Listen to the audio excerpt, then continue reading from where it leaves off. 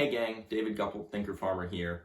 I wanted to do a follow-up video to my previous video on Big Dave, my hometown mentor, because the lessons he had to share with me were really important, and I wanted to make sure I communicated them effectively to the channel.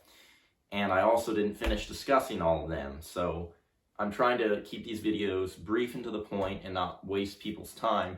So rather than writing them down during the video, I went ahead and just scribed out what I wanted to share beforehand.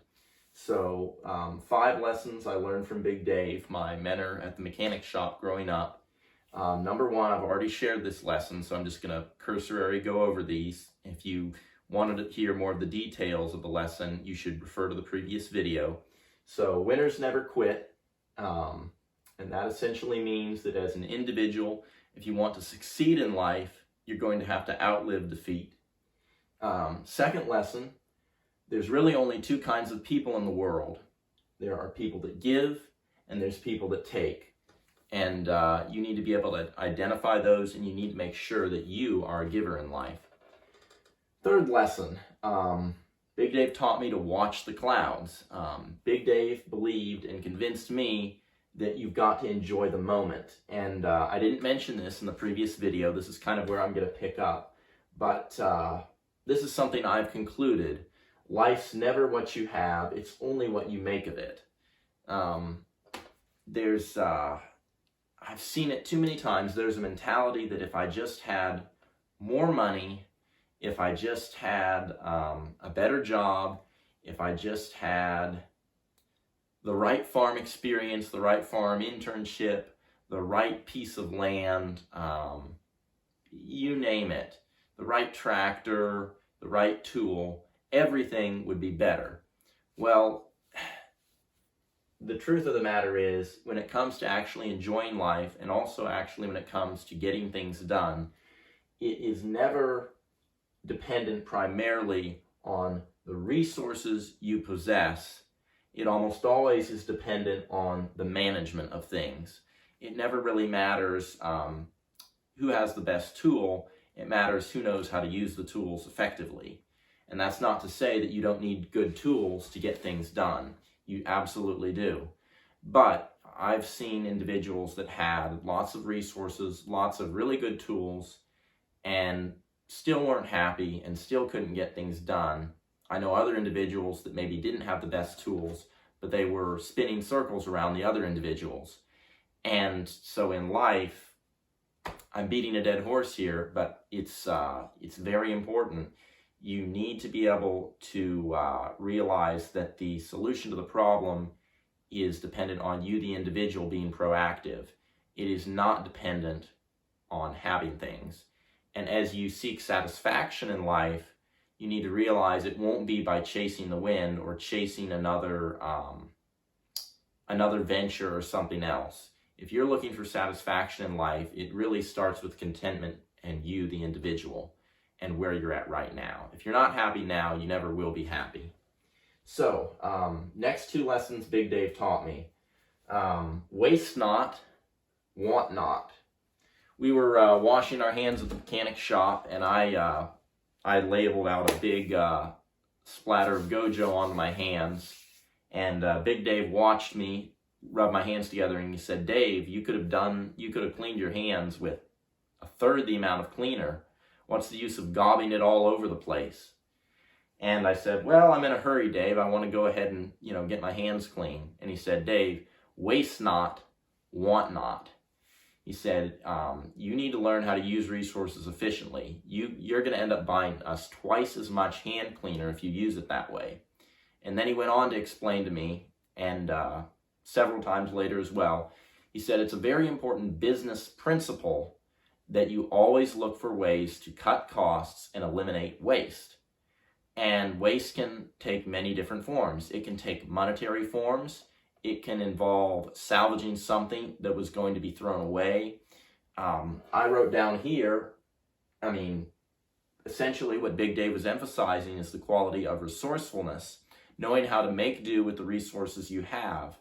And on a farm, that is extremely important if you're going to make or do anything, because you're never going to have all the right resources. The right resources, or the ideal resources, may be 50 miles away in another town, and you need to make do right now. You have to learn how to do with less. You have to learn how to be creative and innovative.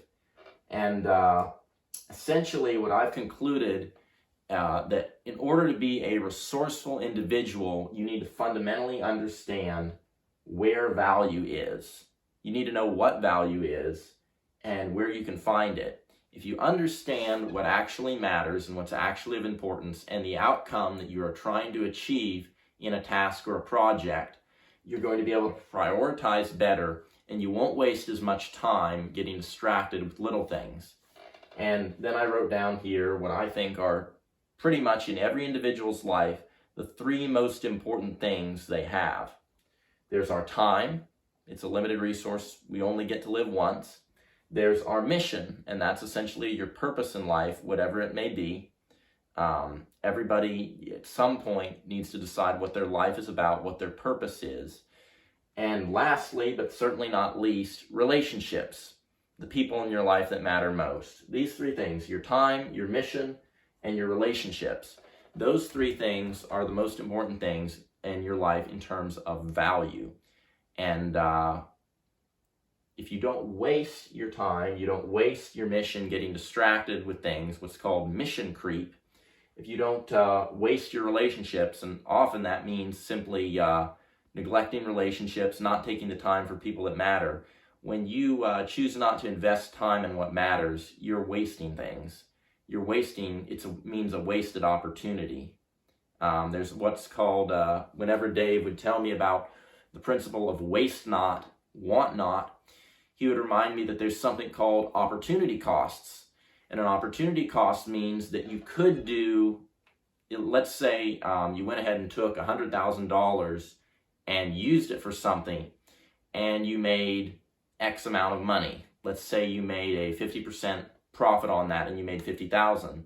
Well, Big Dave would say, well, that's great, Dave, but what if you had taken that $50,000, what if instead of making $50,000, you could have made $100,000 in that same time period for the same amount of effort?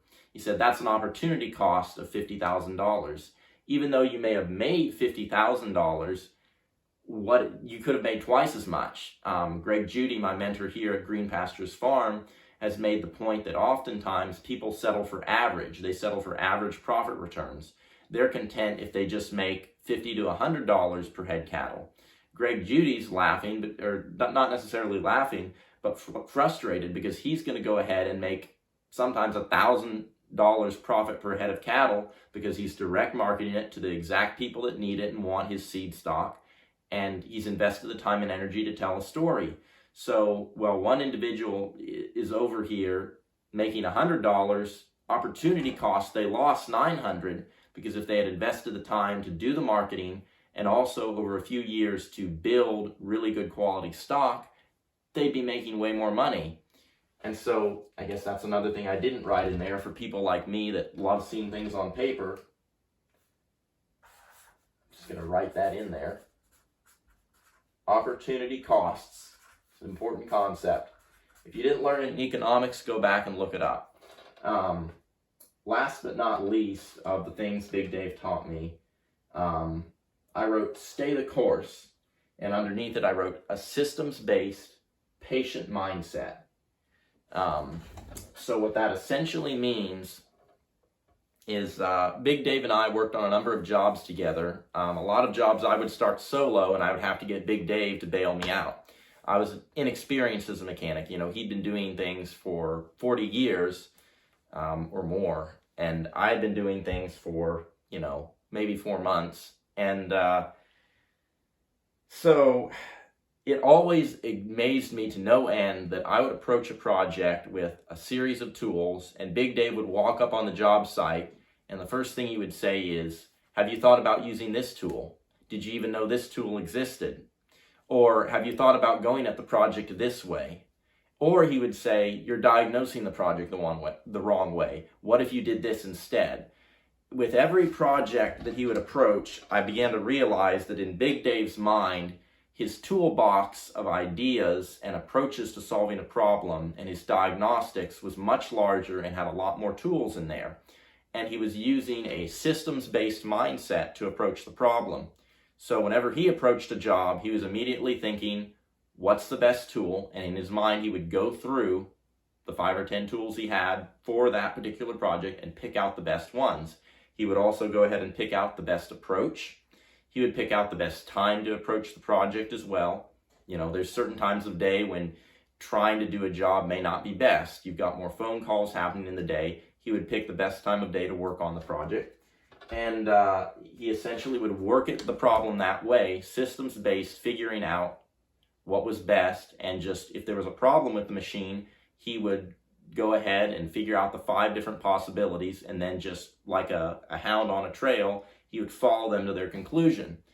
And that kind of mindset and that conscientious approach that doesn't leave any stones unturned, that was how he would say it, is, Dave, don't leave any stones unturned.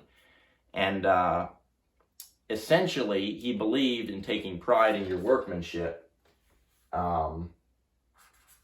I might as well write that in too.